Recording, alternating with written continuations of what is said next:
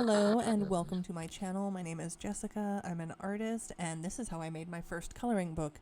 I have since gone on to release several new ones, but this is the OG, the first one to rip that band-aid off. I'm very excited about it.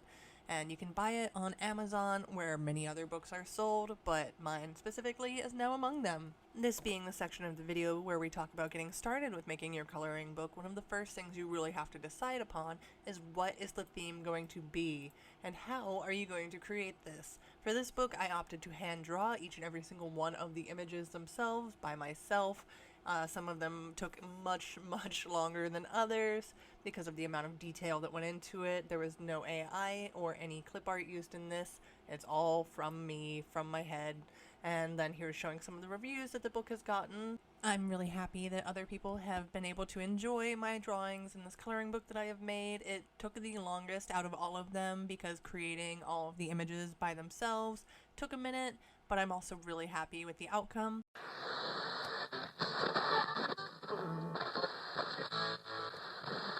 So one of the very first ones that I drew for the book was this Sasquatch, or this Bigfoot character. They have a lot of cake to them. They are very handsome or very pretty, depending on your attitude or feelings towards the Bigfoot or whatever. But I wanted to make sure that they were sweet and kind of silly. You can also get these as a sticker, but for the coloring book, they started as a coloring page with the original outline image of the Sasquatch, and then I went through and added the background and everything. But again, like I said, I hand drew all of these myself using Procreate, an Apple Pencil, and just time. So some of my favorite cryptids, of course, are going to be represented. I've got the Mothman, of course, because they're an OG favorite, and then of course Bigfoot, as we have seen, but there's also Nessie. There's going to be also like the mermaid here, or the siren if you want to call her that. In the meantime, I watched a lot of videos about how people made their own books and the process and what applications or programs they used to do that. The method that I ended up choosing was going with Canva, which is a free app you can use. But again, it was the actual creation of the drawings in and of themselves that was the most time-consuming part of this entire process. During this time, I was also in school, so I couldn't just dedicate like my full day, all day, to drawing, and also was working, so obviously it had to fit in when I could alongside the rest of my life. What's great about Canva is it is free to start. You can opt to get the paid premium subscription or whatever, and then you get access to more tools, resizing, and things. But I really enjoyed using it to collate and gather all the images in the way that I did for this book, page by page. It makes it so that I can go through and then more easily shuffle the pages, get an idea of how it's going to look and what the layout's going to be like, and then from there I was able to finalize the design, export it as a PDF, and that's how I went about going into step 3 of the process.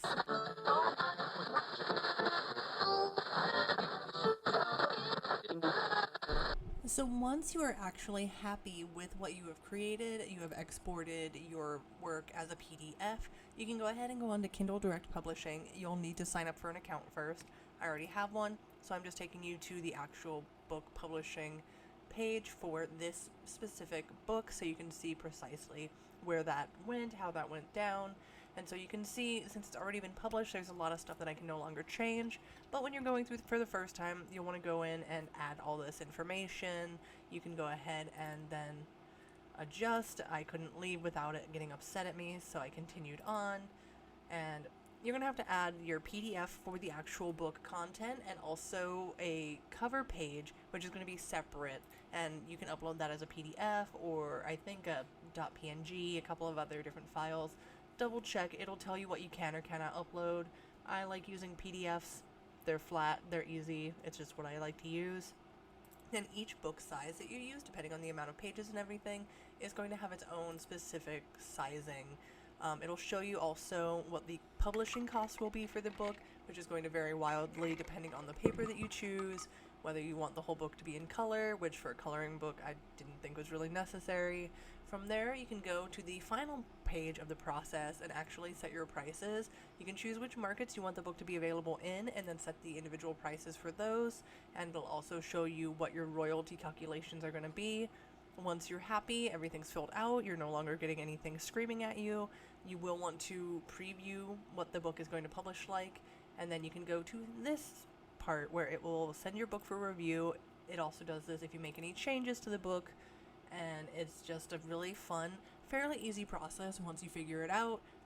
And then you can actually go and see your book live on Amazon once it publishes, which is great. Anyone can buy it. It's available to ship worldwide.